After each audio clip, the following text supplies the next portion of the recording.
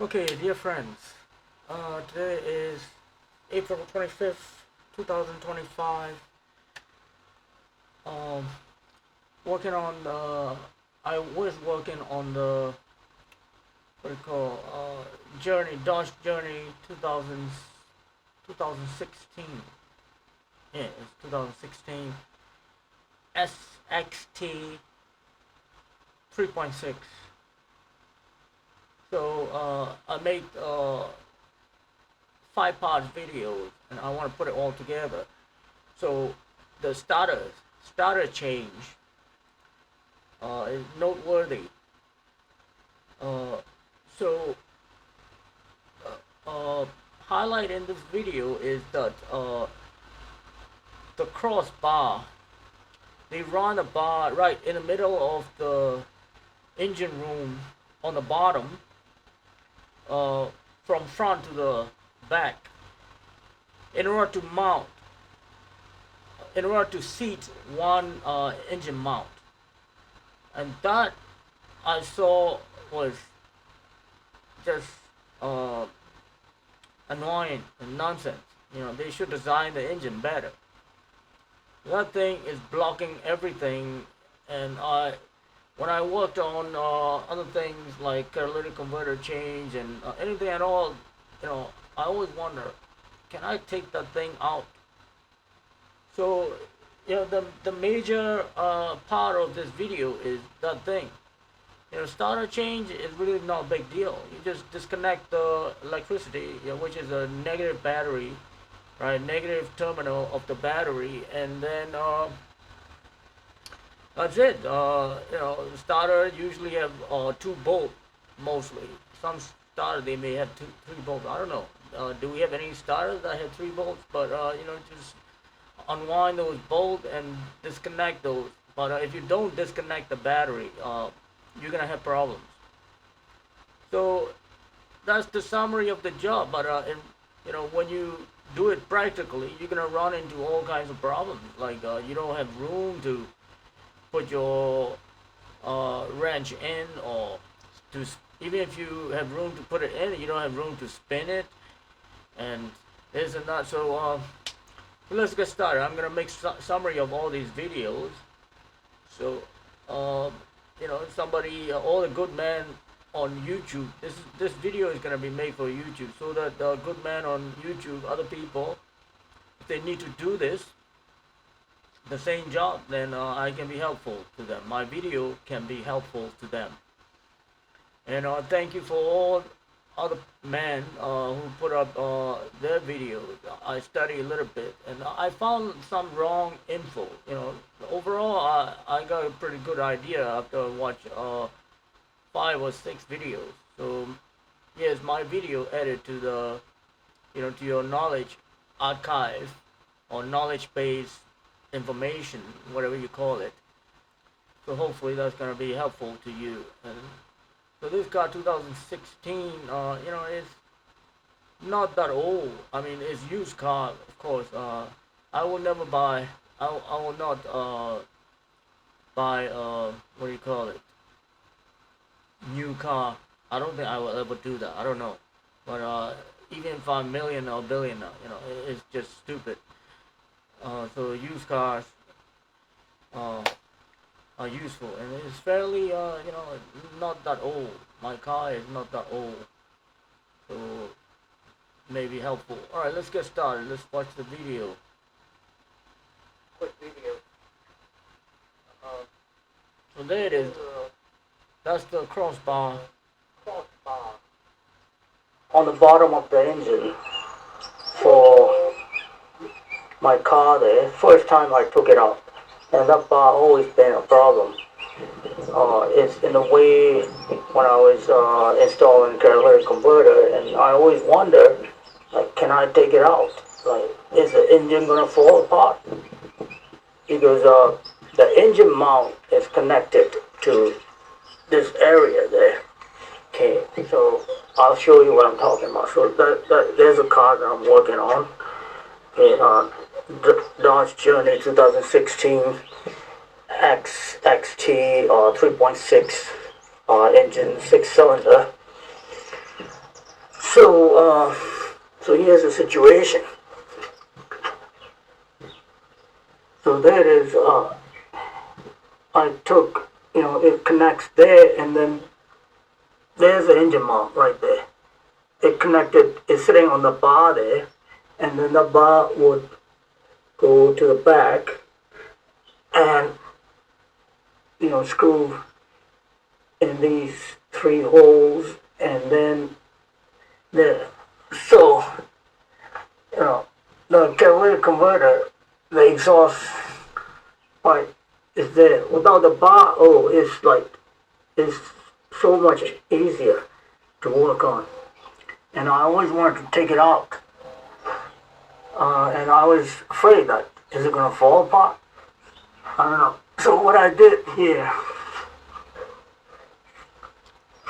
So a little quick interruption. I jacked up the transmission and put the big wood block, in case it's gonna fall.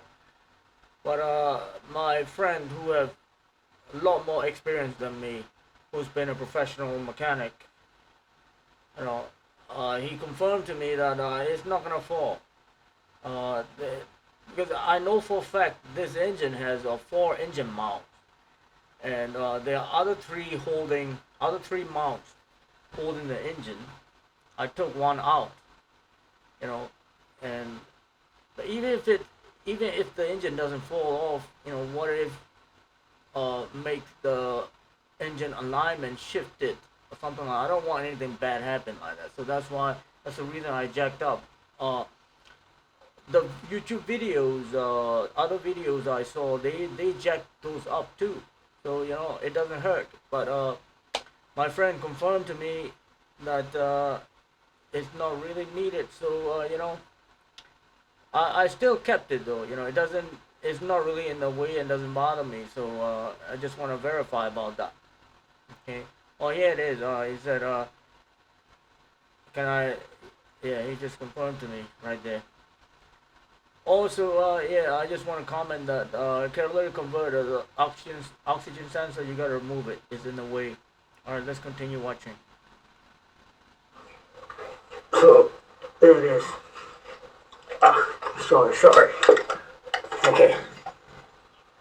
I set the So that is transmission, holding the engine and transmission with that. I lifted this a little bit and then set it back down, and this is. Yeah. So you can see that I have that jack. Sorry, the ramp that I can drive up the car. A lot of people also all the videos I saw is say, oh, don't work on the ramp, like work on the flat surface, the level ground. But I think it's much better to drive it up working on ramp. And my ramp actually, after you drive it up, you can jack it up. You can adjust the height, jack it up or down. So I can jack up and put it down, so make the transmission seated on the jack stand better. But the bottom line is, you can drive it up on the ramp, and you're gonna feel more comfortable walking. Like a secondary, the fail safe in case that thing fails, can fall on this, the wood. So, and I wonder. So here's a question for you, Greg. You think this engine would hold without this, without the this jack here? Like if I take the bar out, right, without holding the engine, because there are four engine mounts, right? So this is just the front one. There are other three holding, I believe. So is it safe to just remove the bar? The bar across like I did without holding the transmission? That's a question I have for you. So currently I'm working on that. I gotta reach to that freaking where is that?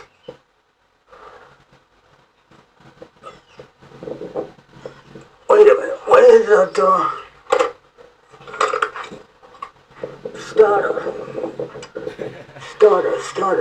Looking for Oh stuff. my goodness. Oh, there it is. There it is. Yeah. There. The starter. That's what I'm working on. So you can see the starter is uh, being blocked by the big engine mount there. You know, you're gonna have very difficult time, or it's almost impossible to work to take the starter out or to do anything without removing the engine mount. And this freaking the big engine mount right here is in the way. I gotta remove that. So if I remove this thing, I think I'll be good. Alright, gotta go. Bye now. Okay, let's continue watching. I got all the videos organized. Alright, here's an update on the situation. I got the ugly, ridiculous engine mount off now. It's in the way, that thing, and that bar. And I just consulted my buddy. He told me that Oh, by the way, the engine mount is being held by 3 bolts. So you can look at it visibly. Two on the side. Well, if I describe it, it's gonna be no, it's gonna confusing. It's gonna be confusing, but it's not a big deal. You know, hopefully you won't find it a big deal to get those 3 bolts for the engine mount. the transmission support, the support right there is not necessary. We can remove that. Uh, this right here, the engine mount. This is where the engine mount is gonna go right here, screwing to the hole and one on top, 3 bolt. And then this bar run across there, and the engine mount come and sit on this bar. It's so stupid and ridiculous. But my buddy told me, yeah, I don't need to do this jack stand right there. But I trust him, and if you're doing this, don't take my word. It's always good to be safe. So that Oh, it's already done. I just wanted to point out where the starter is. Okay, there it is. So here's the starter, and then, yeah, the starter bolt. And my starter actually broke. This uh, starter over here, the parts of the metal broke. And that's why my starter was loose. And that's why I was having problems. it's always good to be safe. So the thing standing there supporting the engine, by holding the transmission, uh, is not gonna kill you. But if the engine falls on you, it's gonna kill you. So there's it, the starter right there. I thought the starter bolt was supposed to be from this side, screwing there. So when I was looking at it last night, I couldn't even look at it. I got to look at it with the endoscope because everything's so dark in there. Now we can see everything. They put the bolt from this side, so I was thinking like, oh, am I missing? I don't have the bolt, but look, my starter is kind of loose. You see that? It's loose. But why the heck is it loose like that? Crack. Yeah, I got, so here it is. My starter, I don't know if you can see this. Can you see?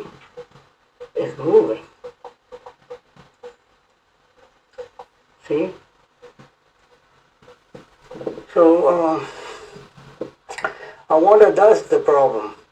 Because I know that the starter should not shake like that. It should not move like that. So I'm gonna try to, without removing it, I'm gonna try to tighten up those bolts. And then try to start the engine and see if it will fix the problem. If not, I gotta replace it. Alright, I gotta get back to work. Hopefully somebody can find this video and be helpful. So what I do, I also remove the oxygen sensor here because it's in the way. The major. Alright, so I just want to update. Yeah, I thought the bolts were loose. That's why starter was loose. Again, starter was broken. The starter mounting area is broken in half. The part, right here, this engine mount is blocking everything. The freaking engine mount is blocking everything. Alright, the next video, quickly. I got a problem again. This problem, very tiny thing. So here's a starter, the old one. This is what happened. I found it broke off. Yep, that is. So these starters have little middle thing. That thing broke off. Yeah, that thing there. See, I don't know what the heck that thing. Can you see it? Yeah, there. That thing there. So this thing, how the heck it goes? Yeah.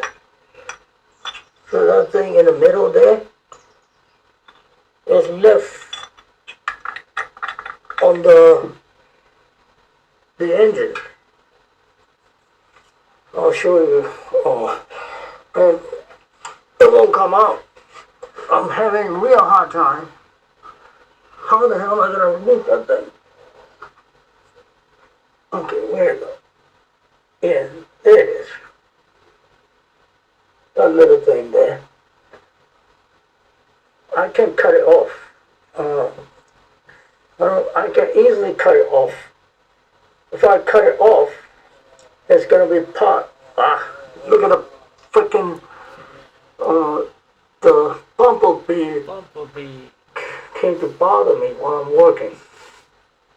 So yeah, if I cut it off, half of that is gonna be left, and I gotta cut off the one over here too. It's gonna be double cut. I don't know why that thing is there anyway.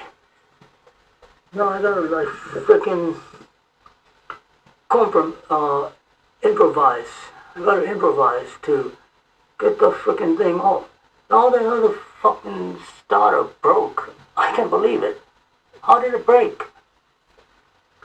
Bro, Greg, if you got any idea, why would the starter break?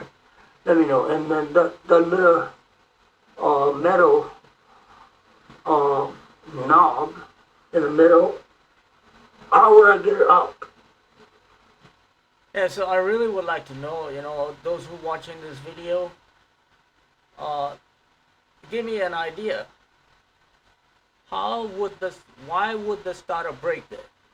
Because the starter is seated right above there, protected by other parts.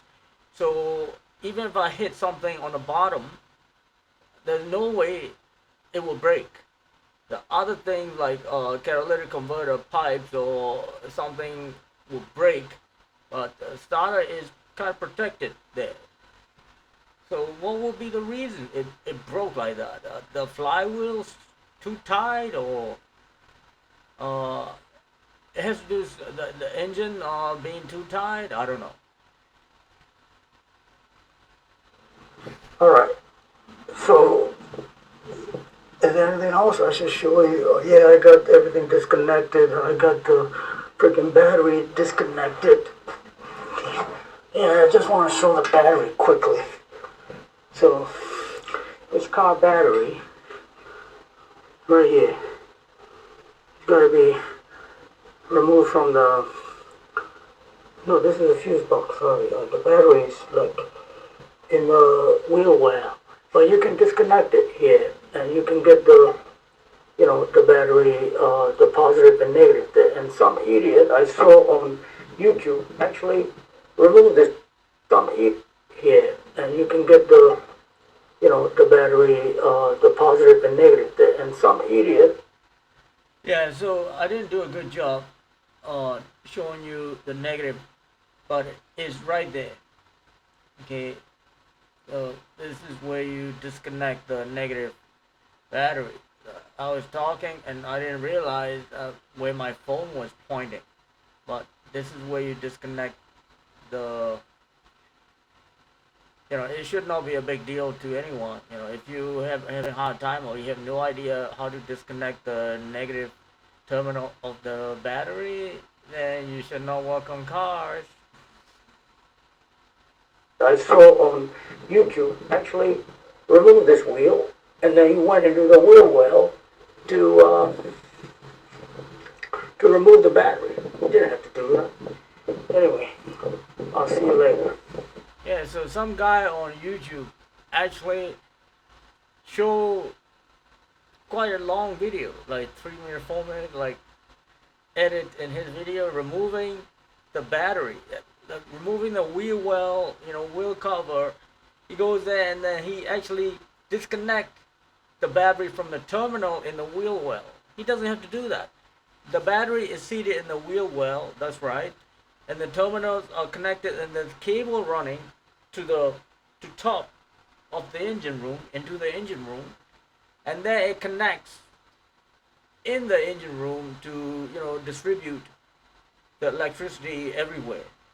So you can do that disconnection in that engine room area, where the cables are coming from. So that's just I don't know, weird. The guy, he didn't know, or well, I don't want to make any bad comment. Anyway, let's continue watching. Status update again. So I got stuck in a really, really stupid little thing. And what did I do? You see the water pipe running here? I got the water next to me handy. So here it is. This little son of a bitch got stuck in the kitchen. I mean the engine. So this thing broke off. And you can see, I don't know how the hell the starter, the metal piece could break like that. And these things got, so there it is. Something like that. You got that kind of thing. I don't know what the hell that thing is for. I'm pretty sure it will work without that. I don't want to cut it off here because I'm planning to return this starter. This starter costs freaking $300, and I can buy for about $60 on eBay. So I'm just using that for emergency. I'm gonna return that, and I'm gonna buy another one. Ordering something online, it takes time. So what happened? I gotta use my grinder. You see, this grinder here, I gotta put a mark to it. Grind, grind, grind. And I got the little mark there. Then I can use this plier here to have grip, to ply, ply, ply. Yeah, ply, ply, ply out. Like that. Now it's finally out. Wasted like freaking more than an hour, 2 hours of my time because that stupid little thing is stuck there. I mean, the final project is just a matter of putting the starter in. So, Alright, so when you work on cars, two greatest danger that you can ever face is something fall on you. Like something big like engine fall on you, like you're gonna suffer a lot. You might die, or if you don't die, you're gonna be crippled. So that you gotta be very careful. At least I am. And then you don't want to start any fire. You know, So yeah, I got this thing open, where the starter goes in, access to the flywheel, so that's the engine, and inside the engine there's gasoline, and I'm grinding, using a grinder near the hole there. The sparks are gonna go inside the engine, and it's gonna start fire.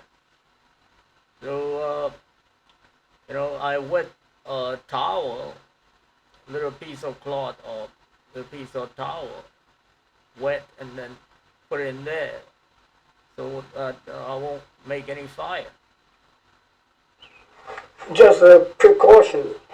I wet the piece of cloth here and put it in there because I would be very stupid if I leave the hole open and start grinding here. All these sparks are gonna go inside the engine. It's gonna catch fire. So I wet this piece to make the grinding there. So right there, now it's finally out. The fucking, I am so pissed off. Well, nevertheless, I pray, I pray to God to help me. So it's finally out. Alright, God be praised. And sorry about the swearing.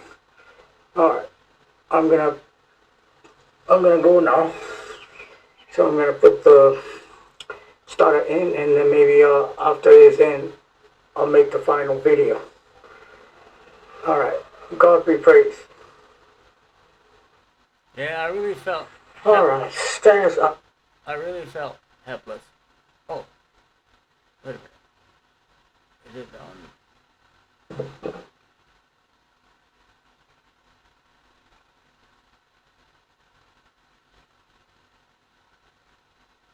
And then he went into. Alright, oh, okay. I got confused with these videos. Okay, the final one, the last one. Alright, the starter is in. I'm gonna wrap it up. I already tested the car. It worked. I started 2 times. So, well, difficulty I found is tightening up the starter. Uh, let's see. Let's see if I can find it. Okay. You see, they make this stupid little thing that's in a way to tighten up the ground wire. So from the new, what do you call it? On the new starter, it broke. So this stupid plastic. Why can't they just frickin' make it, without this thing? It's in the way. It's in the way of tightening up. And this bolt, I hate it. I hate it. Why the hell they have to make it 13 millimeter? Why can't it be 12 or 10 millimeter? This is fucking 13 millimeter, and 13 millimeter is the rare one. And I cannot use the sockets, any of the sockets, even a little one. There's no room to tighten it up. So I use the frickin' thing, and it's not good because this thing, it locks like somewhere around there, and then there's like a, Yeah, the correct tool will be 13 millimeter ratchet wrench, and most of the ratchet wrench sets that you can buy, it start from what, 6 or 7 millimeter, and then up to 12 millimeter, the whole set, and then 12 millimeter is a cutoff, and the 13 and the greater, up to 19 millimeter, you have to buy them one by one, or you have to buy the rare kind of sets. Okay, the bottom line, 13 millimeter ratchet wrench is uncommon, and it's not necessary. Why do they have to make 13? I worked on other starters, and mostly they were 10 millimeters. protruding thing. So it's like about that much protruding when you spin around, and this freaking thing is in the way. So let me go in there and show you the starter. Okay. So there's a starter. You see, to tighten up this crap, there's no room. Look at it. Look, a freaking catalytic converter is here, and I'm not gonna remove the freaking catalytic converter to tighten up the ground wire for the starter. You know, so the ground wire for the start. Yeah, so right there, the correct tool will be the little short ratchet wrench. Not even about this size. Hey, it's gotta be little ones they sell. Those are expensive and you don't use them very often. Uncommon, little short ratchet wrench. And they make it 13 millimeter.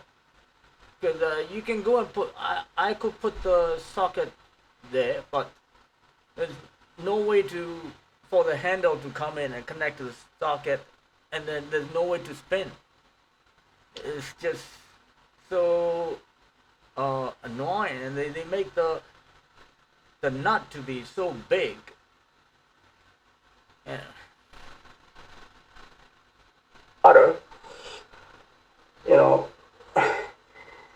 So but I need a ratchet wrench, little ratchet wrench, and it has to be can't be so long too. It got to be a little one, and it got to be 13 millimeter. So I found that to be really, really annoying. I don't have 13 millimeter. The biggest one I have is 12. So yeah, so I'm gonna have to put back this thing, the engine mount, and everything, and I'll be good to go. But I'm gonna do this again because I'm gonna order a cheaper starter online and return the retail one. The online ones, they come, like 7 days later or something. I need this quick because this is the only working car I have. Like, I can afford to buy another car, but don't have time. I don't have time to go get it and look for it and this and that. So I think, yeah, that's it. I'm going to wrap it up. So this is going to be my final video, the final project. I already tested the car. It worked.